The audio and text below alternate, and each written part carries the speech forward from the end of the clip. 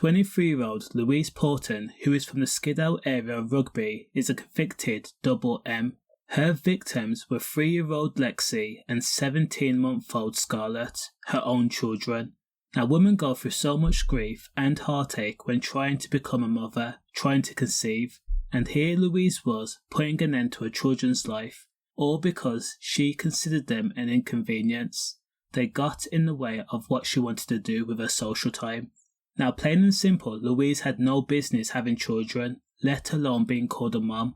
The wickedly devious, conniving harlet of a woman had 2 young children, and she had k'd them, not because she could not cope, not because she fell victim to mental health issues, not because she believed that they would be in a better place, but because she allegedly got fed up of not having enough adult time.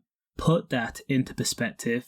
The 23-year-old was described to have an insatiable appetite when it came to men, and because her free time to socialise and mingle and romp had been limited, Louise grew increasingly frustrated, leading up to the weeks and days of the M. When police investigated the crime, they saw no history of mental health issues or mental illness. However, Louise could not describe why or how she grabbed her daughter Lexi, who was only 3 years old at the time, and increased pressure in her vice grip, cutting off all circulation and airways, using such force that her arms went limp by her side. Only when Lexi was no longer moving, it was reported that Louise Porton then dialed 999.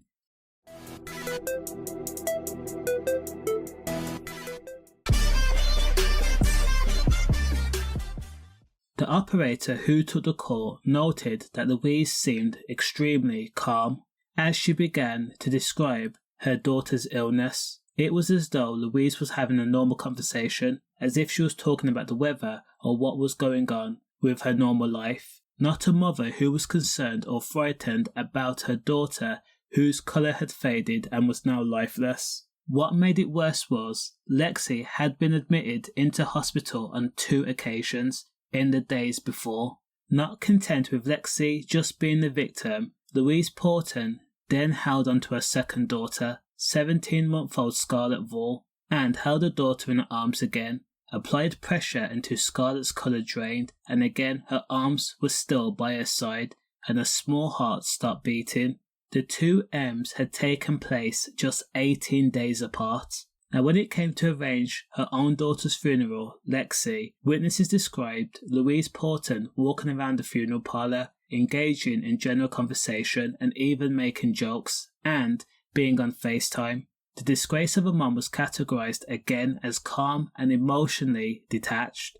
At first, friends and family put Louise's weird demeanour down to shock and bereavement, and they attempted to let Louise go through the motions, as a mum's worst nightmare had come true after the fact that she lost her daughter. It was probably an indescribable feeling and emotion. Now, under normal circumstances, everyone believed that Louise loved her children after all. However, Louise's friends and family were left with a massive shock when just 2 days later, after visiting the funeral parlour to arrange Lexi's funeral, on February 1st, Scarlett was also pronounced dead in eerily similar circumstances. When the hospital began the arduous task of examining the children, doctors said that both Lexi and Scarlett's death were consistent with deliberate airway obstruction. Their breathing had been restricted on purpose, and doctors could not find any medical reason or cause for their death.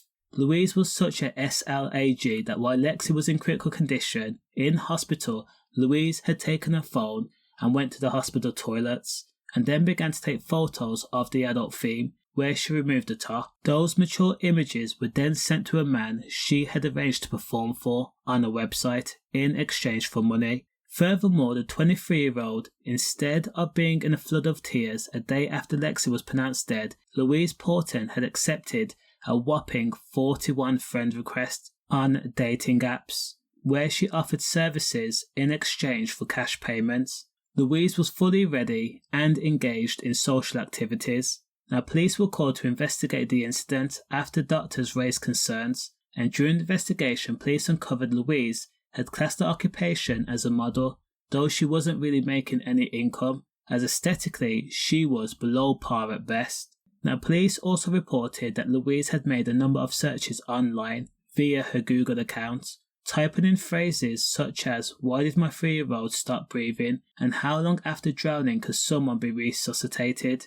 Now, police also looked back at Louise's past and found that in 2016, Louise Porton had lived in Willenor, and her landlady at one point had become the carer to Lexi, as Louise was often out engaging in social activities.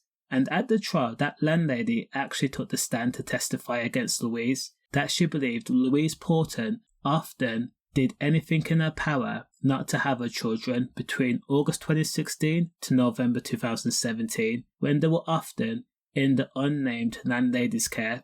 Now, of course, Louise was then interviewed by police and also asked to give an account as to why and how she thought her children had died. Louise was unable to explain and even form a proper sentence when questioned. She actually showed little concern, and when she did answer the questions half-heartedly, officers noted that she talked as though the interview was just a major inconvenience to her life. The decision was then made to arrest Louise, and the charges were the double M. Louise remained silent. Now, police also looked back at the call Louise made to 999 on the day of the M after Lexi had been admitted to hospital on the 2nd of January and the 4th of January. Louise called 999 and told the operator that her daughter was ill again. The operator asked if Lexi was breathing, and Louise simply replied with a one-word answer, no. Ambulance rushed to the scene, and when they were able to check over Lexi, they noted that Lexi had been dead for some time. This was a major red flag. Louise had to have known that when she placed the call to 999, her daughter was already long dead. And of course, police had also listened to that call. Police then requested the audio for the call Louise Porton made for her second daughter, Scarlett, who had died just 18 days later. During this call, rather than dial 999, Louise chose to call 101, the non-emergency NHS line. Louise told operators that her daughter was ill but explained this was not urgent or an emergency. Ambulance had gone to the address anyway, and they arrived within 9 minutes of Louise placing the call. When paramedics went to the scene, they checked over 17-month-old Scarlett, and they realised, sadly once again, that she was already dead and completely cold to the touch and had started to stiffen. Again, it was noted that Scarlett was long dead before Louise Porton had placed that call. Now, police also spoke to the funeral arranger Louise Porton had used and asked what he remembered about Louise. The funeral arranger mentioned that while at the funeral parlour, Louise had been on FaceTime with a man and had been making arrangements to meet up, as if it was the most normal thing to do. Now, when Louise went on trial for the M of her 2 daughters, she says that she did everything for her daughters and tried to give them the best life. They made her life enjoyable and gave her purpose. However, these were all fabrication, all lies.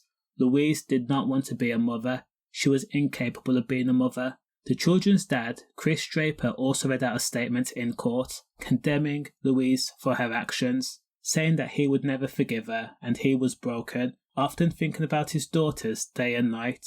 But, to be completely transparent, Chris Draper had not played a role in his daughters' lives. At 17 months old, he had never met Scarlett. Of course, the major reason would be why. Now, we don't know whether this was due to Louise Porton's actions or Chris Draper's actions, or both, who knows.